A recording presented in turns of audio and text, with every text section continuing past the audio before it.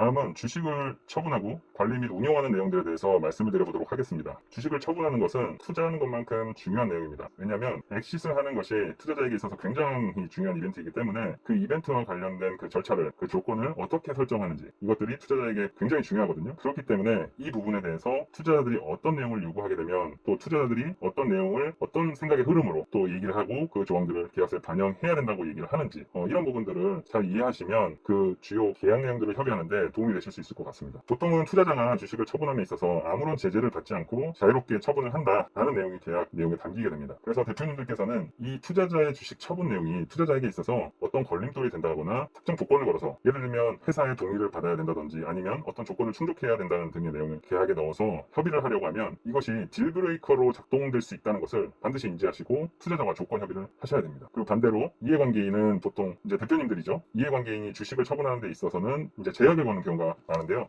대부분이 그렇죠. 그런데 이 부분은 대표님들이 생각하실 때는 투자자들은 자유롭게 처분하는데 나는 왜 처분하는데 조건을 빡세게, 이렇게 생각하실 수도 있는데 바꿔서 생각을 해보시면 이것은 당연한 부분이긴 합니다. 왜냐하면 보통 이해관계자는 사업을 하는 주체이기 때문에 사업을 하는 주체가 갖고 있는 주식이나 회사의 어떤 책임에 대해 의무를 회피하게 되면 투자자로서는 그 투자한 자금을 돌려받을 수 없게끔 하는 가능성이 높은 쪽으로 이렇게 작용을 하는 거기 때문에 그 상황 자체가 사실 표준계약서에서도 이 이해관계인의 주식 처분에 있어서는 동의를 받고 팔 수 있게끔 정해놓게 됩니다. 그래서 이 내용에 대해서는 대표님들께서 그런 관점에서 이해를 해주시고 소통을 하시면 될 것 같습니다. 그런데 사실 정말 불가피하게 어떤 상황이 있을 수는 있습니다. 즉 사업을 하다 보면 이해관계인이 일부 주식을 처분해야 하는 상황이 있을 수 있는데, 예를 들면 어떤 공동창업자라든가 특정 인력의 영입 또는 어떤 반드시 고용 유지를 해야 하는 인력에 대해서 스탁 옵션을 부여할 수 없을 때, 그런 상황이 될 때 이런 경우에는 이제 이해관계인의 지분 그 구주를 일부 양도하기도 합니다. 이제 그런 경우에는 투자자의 서면 동의를 받을 수 있는데요. 이런 부분들이 있기 때문에 이 조항이 있음에도 불구하고 많은 부분에서 또 유연하게 대표님께서 예외적인 상황에서 활용을 하실 수 있습니다. 그래서 기본적인 원칙은 그렇고, 이 처분에 대해서는 투자자들이 또 생각의 흐름이 투자자가 좀 리스크를 완화할 수 있는 방향으로 이 조항을 생각하고 적용한다라는 것으로 이해해 주시고 접근하면 될 것 같습니다.